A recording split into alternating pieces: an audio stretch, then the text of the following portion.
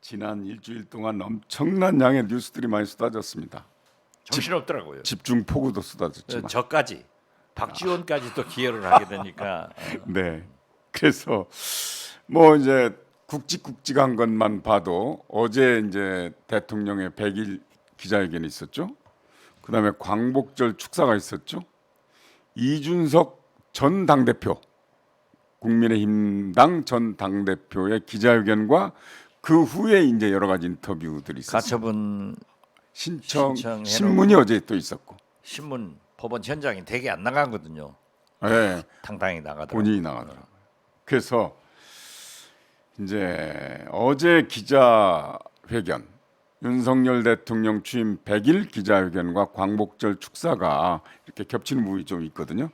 함께 얘기를 하죠. 그 소감부터 먼저 네, 다 보셨을 텐데, 저는 네, 완전히 국민의 공감을 얻지 못한 실패한 광복절 기념사고 회견이었다. 네네, 이렇게 생각합니다.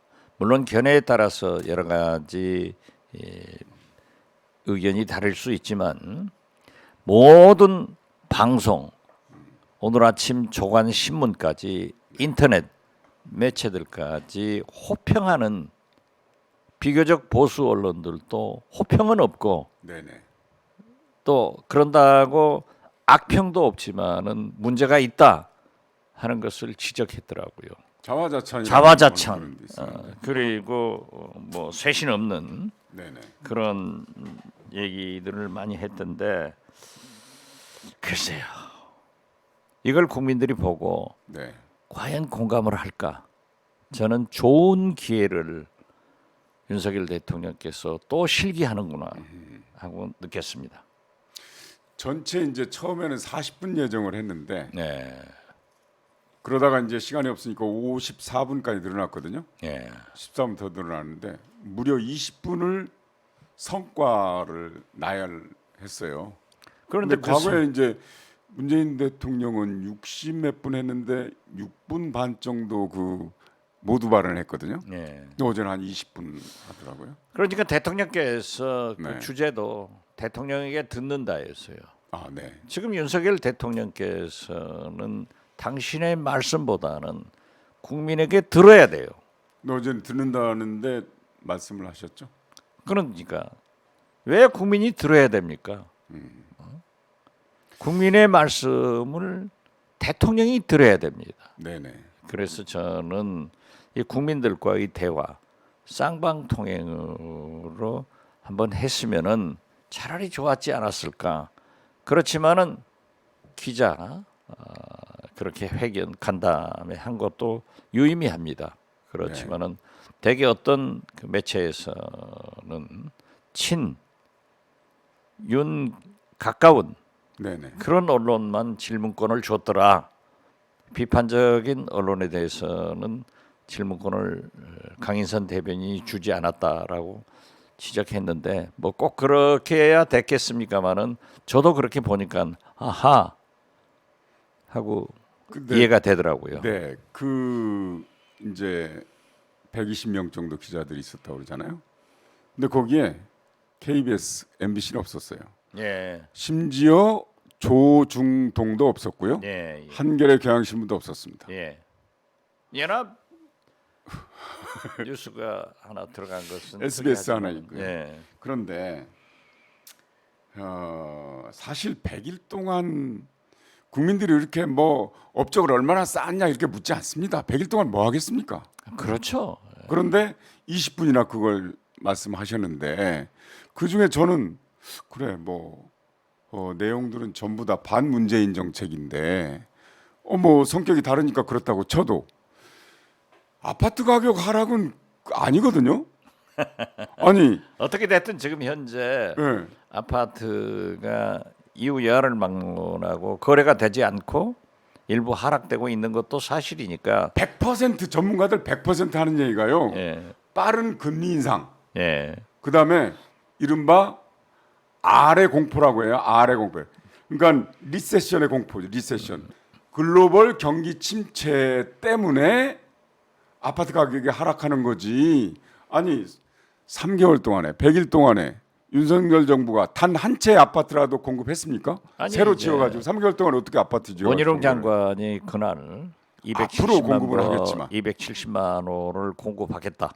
그것도 민간 주도용으로 네네. 재개발 등에 과감해 하겠다 하는 것은 일리가 있어요. 사인을 주는 그렇지만은 거니까 하지만 지금 말씀하시는 정책은 5년, 10년 후예요. 물론이죠. 네, 네. 그런데 지금 부동산 거래가 없는 것은 방금 우리 성경환 씨가 금리인상하고. 그러한 지적을 한 대로 네. 있는데 거래가 없으니까 네네. 당연히 하락하죠. 부동산 네. 업자들이나 더욱이 네. 세금이 안 거치는 거예요. 네. 이런 문제를 생각하지 않고 아파트 값 잡았다. 뭐 자랑하고 싶으니까 하셨겠죠. 그렇지만은 그것을 국민들이 듣고 하나도 생각하지 않아요. 만약 네. DJ였다면 네. 오늘날 김대중 대통령이었다면 저는 생각할 때 100일 참 만족할 만한 성과를 내지 못한 것 국민 여러분들에게 죄송하게 생각합니다. 네. 국민들이 요구하는 인적 쇄신을 과감하게 해서 새로운 비전과 새로운 희망으로 가겠습니다. 네.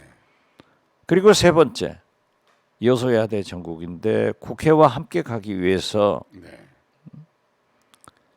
야당과 협치를 해서 통합의 정치를 하겠습니다. 네. 만약 이렇게 말씀하셨다고 하면은 저는 이명박 대통령이 광우병으로 한 방 맞고 21% 지지도가 되니까 진솔하게 사과를 하고 네네.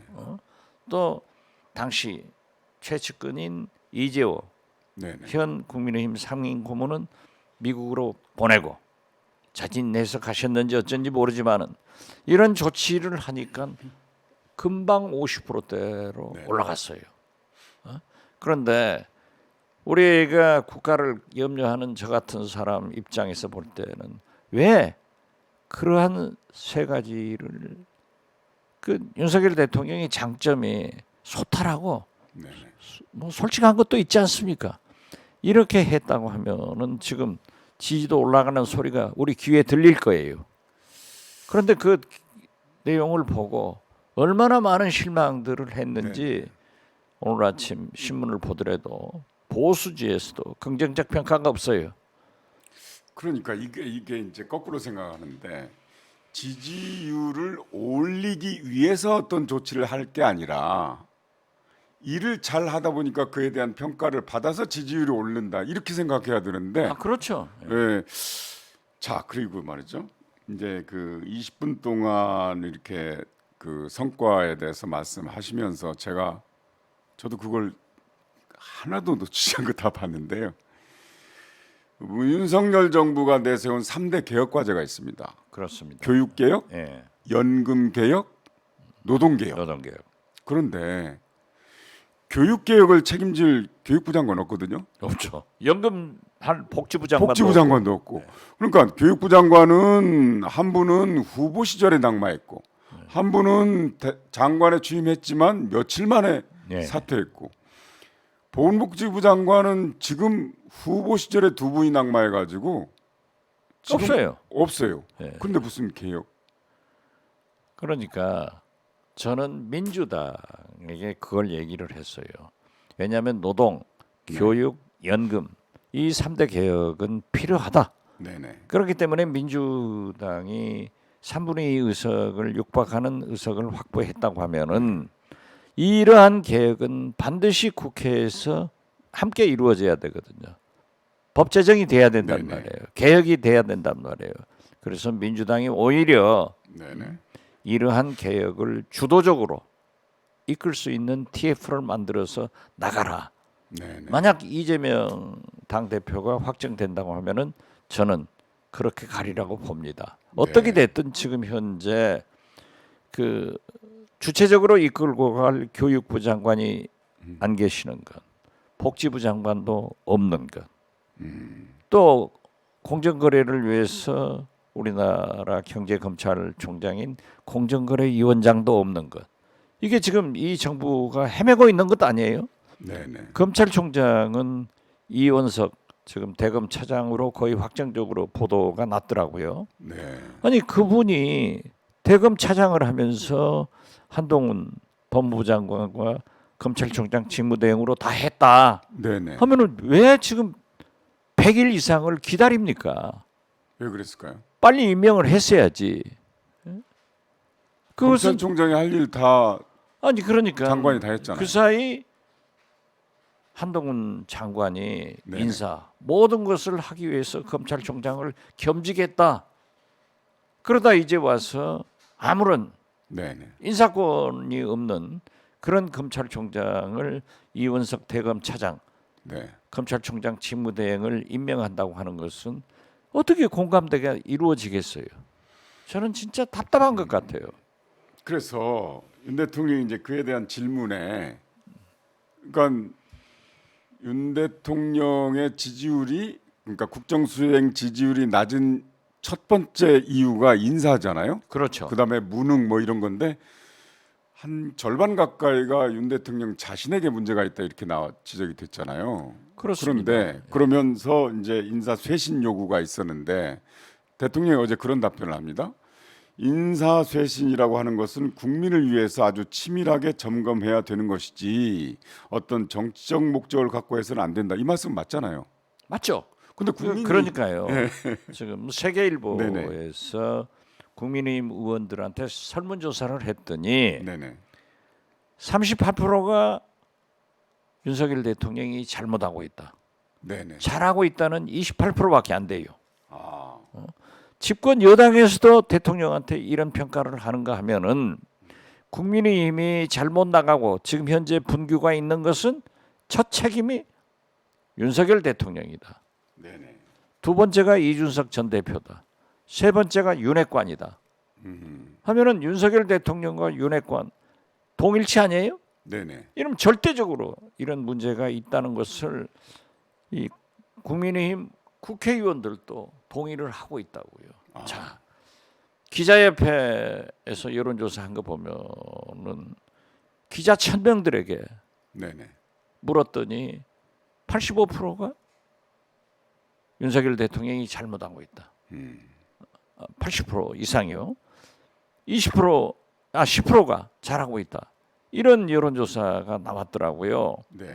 그런 걸 보면은 지금 현재 모든 이러한 책임은 윤석열 대통령에게 있는데 그 광복 기념사에서도 취임 100일사에서도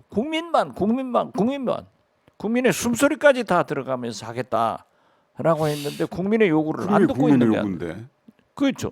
그러니까. 국민의 요구를 안 듣는 거예요. 그래서 저는 거듭 대통령의 말씀을 듣는다. 우리 국민은 들었어요. 그러니까 윤석열 대통령께서 귀를 열어서 국민의 말씀을 좀 듣는 네네. 그런 이벤트가 필요하다. 거듭 말씀드립니다.